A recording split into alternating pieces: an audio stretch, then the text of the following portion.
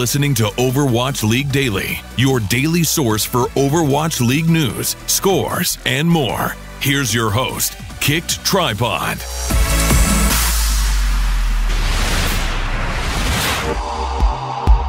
Hey, good morning, Overwatch League fans. This is your Overwatch League Daily episode for April 6th, 2018. We've got a stacked show for you. I sat down with Nomy and dhaK from the San Francisco Shock. But first, we do have some news. The San Francisco Shock have signed former X6 Gaming Flex Tank player Choi Hyo-bin. With this signing, the San Francisco Shock are now capped at 12 players. That's all we have since yesterday, so here's your scoreboard, brought to you by patreon.com/OWL Daily Show. For the first match of the evening, Saya player made his Mayhem debut as they look to take on the first place NYXL. Despite a strong individual showing from Saya player, it wouldn't be enough as the Mayhem would fall to the Excelsior 4-0. For the second match of the evening, the Philadelphia Fusion would take on the Boston Uprising. With EQO suspended, the Fusion opted to start Snillo for the first 4 maps before bringing in Shadowburn for the tiebreaker map on Oasis. The Fusion fall just short as the Uprising take this one 3-2. For the final match of the evening, the Houston Outlaws would look to defeat the London Spitfire yet again after defeating London 3-2 in the first week of Stage 2. Like last time, the Spitfire would win the Assault map and the Payload map, while the Outlaws would win on Control and Hybrid. In the tiebreaker on Oasis, the Outlaws would seal their victory 3-2. Like I said before, we've got a special episode for you today. I sat down with San Francisco Shock players Nomy and dhaK to discuss a wide variety of topics. So let's jump into that interview right now. All right, hey guys, I am here with San Francisco Shock players dhaK and Nomy. We're here to talk a wide variety of topics about the San Francisco Shock and Overwatch League. I've been sourcing your questions all week long so that we can have a great time and just talk about these different topics. So first, dhaK, hey man, welcome to the show. Thanks for coming on. Hey, what's up? Thanks for having me, dude. Appreciate it. And then Nomy, we were just talking about chocolates before we started recording here, and all your Overwatch League swag. But hey, thanks for coming on the show, man. Not a problem. Thank you so much for the invitation. Definitely. Well, let's start with the San Francisco Shock here a little bit, and we're just going to jump right in. And I want to talk about the evolution of the San Francisco Shock. When I looked back, I believe it was you guys started out with 8 players on your squad, and now you just signed your 12th. How have you guys seen the team grow? Let's use the word grow since forming in the end of 2017 to where you are now. I think we started with 9 players, right? Didn't we? Maybe it was 9. It actually seven eligible players and then 2 that couldn't play. I think that's what it was. I hedged. Sorry. No, it's fine. Either I could be wrong too, but I think I think 9 is right. But 9 is correct. Either way, yeah, definitely the addition of new players give us way more flexibility, and it allows our coaches to more flexibility, more depth, strategy-wise. There's our strategy book is way more. There's more depth to it. We can play not only hitscan based comps really well. We can play dive comps now really well. So we're definitely come a long way and definitely getting better. What about the Shock are kind of looked at as having one of the youngest and most diverse rosters in Overwatch League. How has having some more veteran players like both of yourselves on there kind of help the team kind of calm down a little bit? I've heard Harsha said on the show in the past that the team, and it was Legit RC as well, said the team can get emotional and the team can kind of get ahead of themselves, especially the younger guys. How are you guys able to kind of bring that back a little bit? I think for me personally, when we practice and stuff, I am the guy who I think I am the one who tilts less, and I am really chill. For people that watch my when I stream and stuff like that, that's pretty much how I am in game as well. I'm really chill. Just try to focus as much as I can on the game, and I try to like make sure that I don't create like any negative impact amongst the players. So that's how I am. I think I'm gonna speak for dhaK here, but I don't know if he agrees with me. But dhaK is more of a leader. He usually likes to command people, say like, focus on the next fight. Like, try not to talk about what happened in the past, and just focus on what's coming up ahead. So dhaK tries to like keep our mind in the game through that way. So it's like two different things, but I think that's how we do it. I think having two players that couldn't play until stage 3 pretty much definitely hurt the team in the beginning, but and yeah, I agree with Nomy. We definitely, both of us did a lot of that in stage 1 and 2, where like we try to take, Dante was inexperienced, so we try to like make it look, when we're on stage, make it look like it's a scrim, because we notice a lot of like differences between the shock that we'll play on scrims and the shock that would show up on stage. And I think a lot of the games that we lost that were close were just that was like the biggest factor determining whether or not we took that win or that loss. And I think I would credit the tough wins we had, like against Boston and stuff like that. I credit that leadership and that calmness that we bring to the team to like have it had a huge impact on those. It has to be pretty challenging coming through. You guys are playing 40 games essentially through the different weeks, 2 each week. So I think it comes out to be like 26, 27 weeks in total with breaks in between. It's a league format that we haven't really seen before, and we're actually seeing kind of players deal with that stress a little bit differently.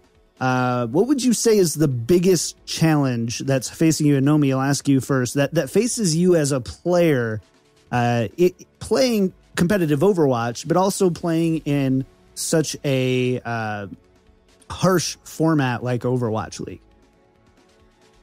I think it's a lot of there's a lot of pressure in the line. Like every time you go to stage, me personally, I don't mind like the audience or anything. I'm just like thinking about how we can get the win. There's a lot of pressure because like you're practicing like every day. We practice like 6 times a week, and you're practicing for those 2 big days, those match days.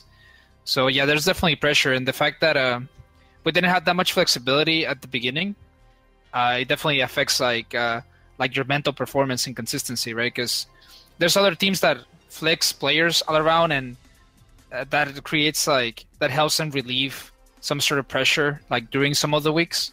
In our case, like we just had the same people just playing for like almost two stages in a row, which I love to play the game, but like having some breaks in the side is also really good, in my opinion.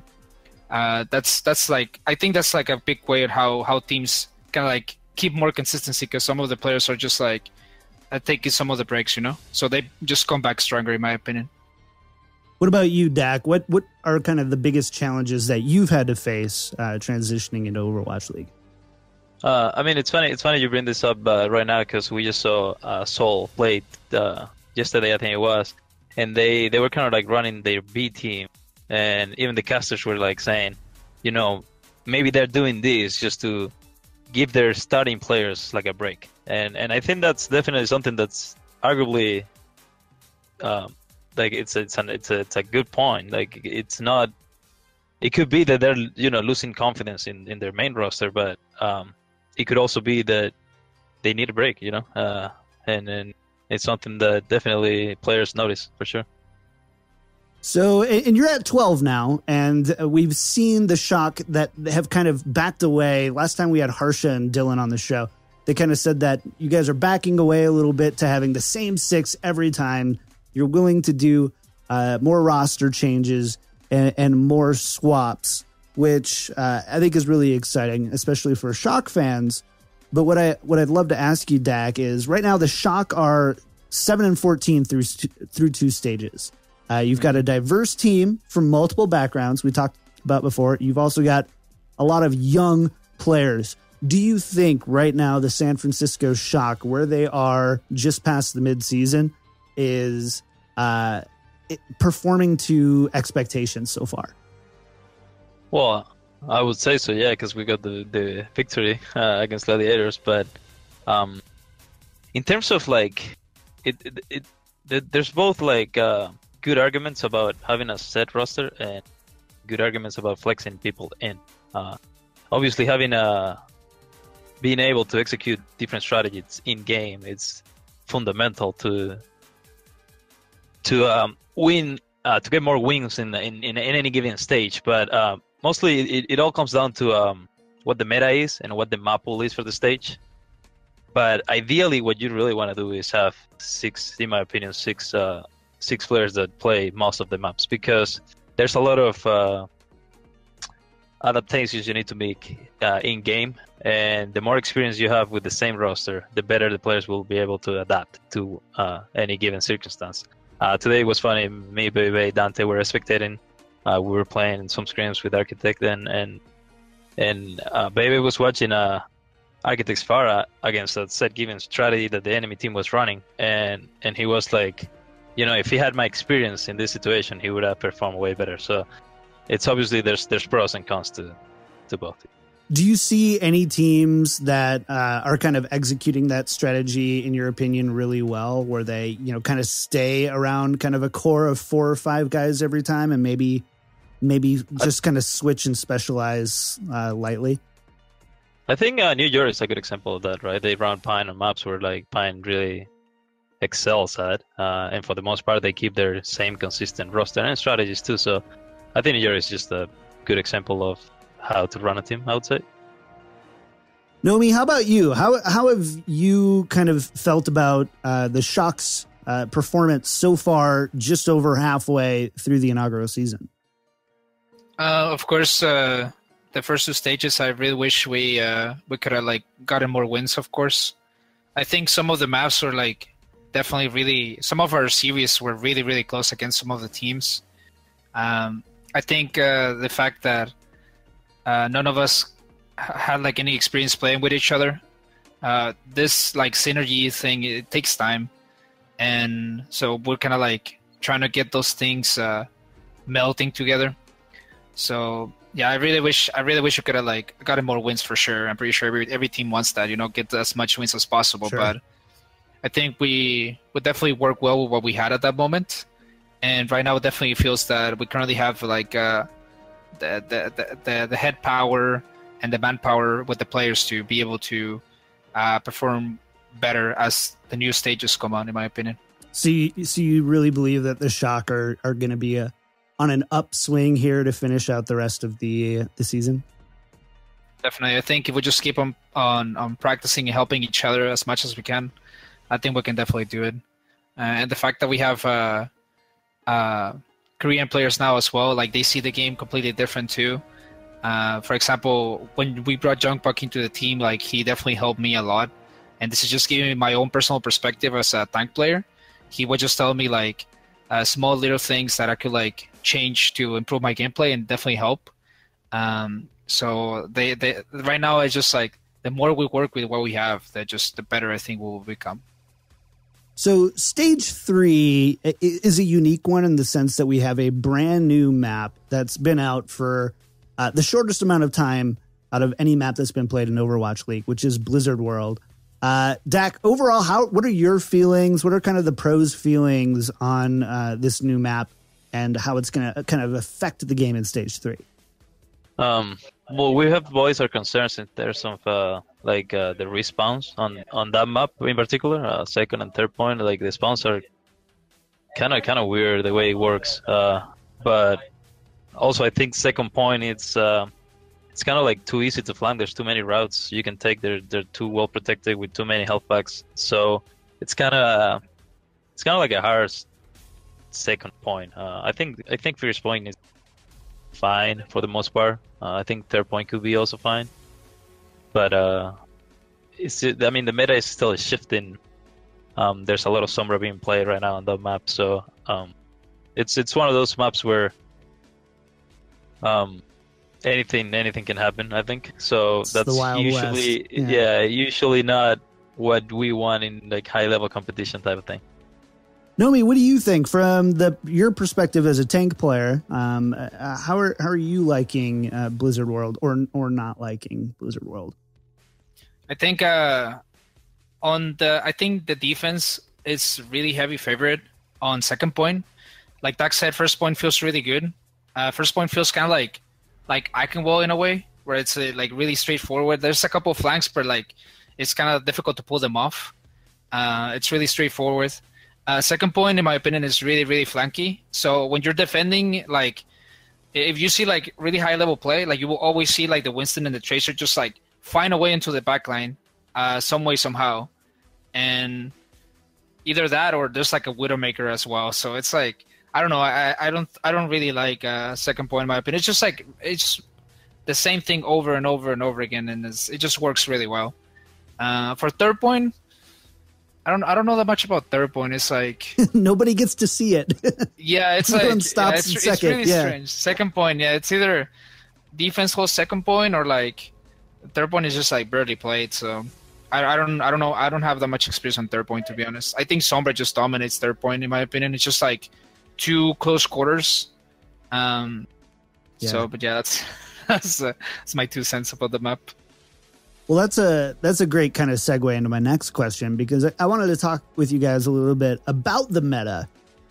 We've kind of seen, I would say, we lost a lot of Mercy in stage 2, but besides that, we haven't seen kind of huge meta shifts. But there's a lot of people believing that in stage 3, especially with the Sombra changes, some of the Reaper changes, that we could potentially see some larger meta shifts than we've seen before. So, Nomy, based on kind of what you're seeing right now, are you happy with the meta right now, or is there something in your opinion that should be changed for you guys in the Overwatch League? I think me personally in OWL, I think I'm really happy that this is like a Sombra meta. Like Sombra is like really strong in a lot of points and a lot of maps. I think Dante, it's probably one of the best Sombras in the league. So as an advantage, we really want to use that. So no, I don't want anything to change. But of course, as a normal player, right? If I think something is a little bit too strong, I do believe that Sombra might be a little bit too strong. The fact that it doesn't matter, like this is something that dhaK said himself, right? It doesn't matter how good you are mechanically. It doesn't matter how many hours of the game you have. If you get hacked, that means nothing, right? So it's like having that control over someone's skill is like insane. It's just like, it doesn't matter how good of a player you are. You're number 1 in the world. If you're hacked, you're dead, dude. So it's definitely something that's it's definitely really good. I don't think it's fun when you're on the receiving end of it. Dante's having a blast, dude. Like he's just like killing everybody, just hacking people from the high ground and stuff. Like he's having a blast. But like when you're on the receiving end of it, it's not. I don't think it's really. It's not fun. It's not like you just die, man. You can't do anything about it. So you're telling me that I need to start playing a lot more Sombra on the ladder, is what you're telling me. Yeah, try to play Sombra on maps where when you see Sombra being played in OWL, like try to abuse that as much as possible. And yeah, she's definitely really good right now. dhaK, what do you think? What are your thoughts on the meta and kind of the hero balance that we have going into stage 3? I like that we're seeing more Moira. I think it's happening the same thing that happened with Ana, where like Ana was always strong, but until teams understood how to use Ana effectively, she basically had no playtime. And I think Moira is ridiculously strong. The fact that you can stack AoE heals with the same resources, but you can heal multiple targets. Once teams get really good at executing strats like that, I think we're gonna see way more Sombra. Way more Moira, and the fact that Moira can survive and self-sustain by herself and not give a dive target to the enemy team, then it makes the superior comps in a lot of maps where range is not that big of a factor. So if it's close quarters maps, King of the Hills games, some maps where the Sen cannot be playing really far back, then the Moira dive is like a really strong dive right now. So Other than that, I think Moira is really strong, and I think they probably need to tweak that hero. But it's something that's gonna happen until like after we start utilizing more Moira, and then people realize she's really strong and they'll nerf her. I think the Sombra thing is, I mean, a silence for that long is crazy. Like, I mean, I told this to Nomy, I'm like, doesn't matter if you're Fisher and Winston, if you get hacked, it could be literally a plat, you know, it doesn't matter. So it's a very strong ability, and there's very little counterplay. So, and we're getting better at it. So we're trying to like, not only can you matrix a Sombra that's going for a hack, you can use your own Winston bubble to hack behind a shield and stuff like that. And there's really nothing the enemy team can do in terms of counterplay. So definitely a very strong hero right now. And we saw, and I could be remembering this incorrectly, like marginally, like how many players the Shock initially had, you know, just by one. But the Sombra changes that we had, I believe her hack went down, right? It was like 0.8 seconds, and now it's like 0.65 seconds. I probably should have done my research ahead of time. But the hack time definitely went down. Do you think that hack time is a problem into one of those introductions of counterplay?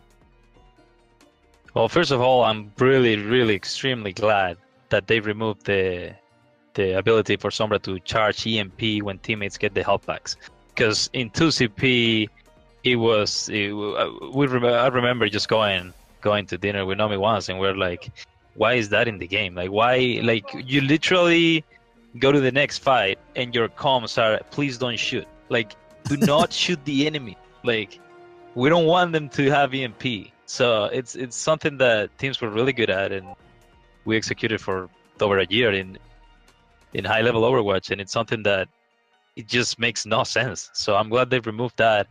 They try to counter that by buffing Sombra in some other areas, and I think lowering the hack time is okay, so long as it doesn't cross a line where humans cannot react to it anymore. Right. But I think they're close to it. They've removed now the ability for Sombra to be able to hack around corners. So when Sombra was introduced with that hack time, Dante said, look at this, I can just shoulder peek and hack people. It's kind of OP because now not only, even if you react, it doesn't matter because Sombra is out of line of sight anyway, so you cannot shoot it back at her and you're still getting hacked. So they heard us, they removed that. So I think it's getting closer to like a sweet spot, but definitely still strong. I want to go back to the San Francisco Shock as a whole here before we head out. And I want to talk about the long term for the Shock for the rest of the season. And, the Shock, as Nomy, you've said, you guys are just going to get better this second half of this stage. You really believe it. You've got all your players in now. You've got a roster of 12. You've got the most robust coaching staff you've had the entire time. Which teams do you see, Nomy, as your gatekeepers to finishing in the top 6?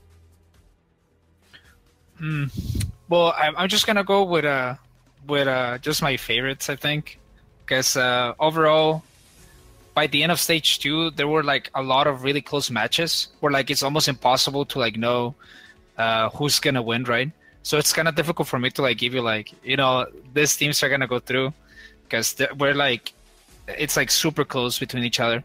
But I think, of course, New York, Speedfire, Seoul, even though Seoul just got a loss, like, I think they're really good. They're always like, they're always figured out the meta and stuff. Like they even bring stuff, like really original stuff as well.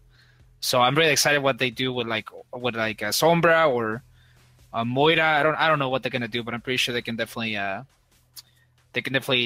do something well. I think with our current roster as well, I see ourselves like really coming up with a lot of wins. It's just a matter of, like I said, just keep working on it, keep up improving, and we can definitely work. I've always been I really like the Valiant roster as well. I think they're really good players in every role that they have. Now with the addition of Costa, I think they're definitely going to do really, really well too. The rest, I don't know. It's tight. It's tight once you get past that point. Who is the next one, dhaK? I'm going to say Philly. I like Philly, dude. but they lost Eco for a couple of games. Yeah. Yeah, it's a feels bad, man. He lost to Boston. So I mean, I can see them just keeping their win streak going. Their team was just so good last stage. I was really impressed with the way they played. So I think, once you get that level of like synergy, it's not only synergy, it's just having the team kind of like on the same page. Mm-hmm. Once you get that, it's like really hard to lose it. So unless what they were running, which was a lot of Tracer Genji, is completely out of the meta, which I don't see happening at all, I think Phil is gonna make it for sure. And then the last spot then will be, wait, is it the last spot or do we have two more? Because you said Valiant, you said Trickery and Valiant, then I said Philly, then that's the contested one, right? Yeah, I mean, I said us, right? But we just need to like keep on working. Yeah.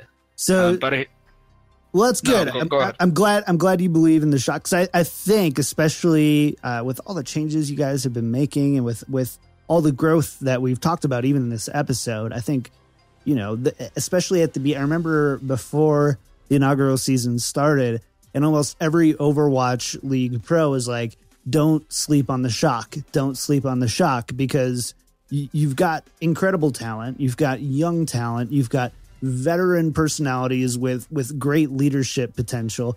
You've got, I don't know who that is in the background stretching, but that looks really nice. Architect stretching in the background. Even in the very beginning, when we were forming the team for the Overwatch League, we would scream with the roster that we knew we could play in the first and second stage of the Overwatch League, and we very rarely play with Sinatra and Super. But when we did, you could notice like an immediate change on the team. I think at the time Nomy even was playing, so it was like Super Sinatra, Nomy, me, and Sleepy. So once we added those two players to the roster, it doesn't matter what roster was. Once you added Sinatra and Super, then it was just a different team. So that's what's gonna happen. We're gonna be a different team, and so a lot more win. Yeah. Last question I have for you guys. Then I'll let you guys go grind the ladder, scrim, whatever you guys have to do tonight. See the end of the London-Houston game. For the Shock fans listening on the show, Nomy, anything that you'd like to say to all the Shock fans out there? You're growing in numbers right now. Lots of people are hopping on the Shock wagon right now. Anything you'd like to say to them? Yeah, I think I would like to thank him for just like supporting us this far. I know we didn't give them the wins that that people wanted, but right now as it is, we have a really good foundation. And even though all of us are not playing at the same time of stage, we try to help each other as much as we can.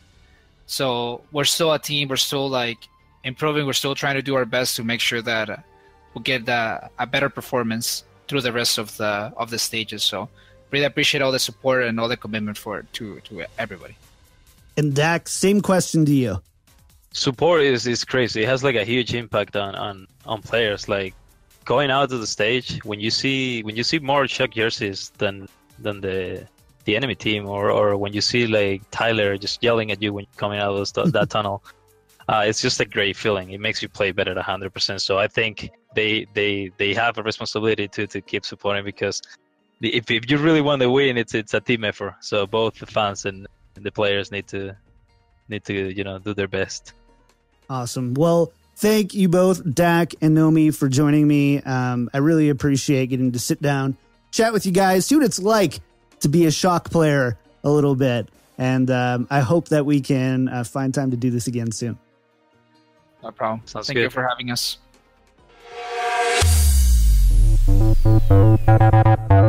My thanks to dhaK and Nomy for stopping by. It was great to get to chat with both of them. Coming up tonight, here's what we've got going on. We've got the LA Gladiators taking on the Dallas Fuel, the LA Valiant taking on the Shanghai Dragons, and the Seoul Dynasty taking on the San Francisco Shock. The action starts at 4 p.m. Pacific time at overwatchleague.com and twitch.tv/overwatchleague. If you like the show, make sure to follow, like, and subscribe so you don't miss any future episodes. And of course, go to overwatchleaguedaily.com to find links to everything. And last but not least, join our Twitter, or follow us on Twitter at OWL Daily Show. That's going to do it for today. I'll be back on Sunday for another episode of Overwatch League Daily.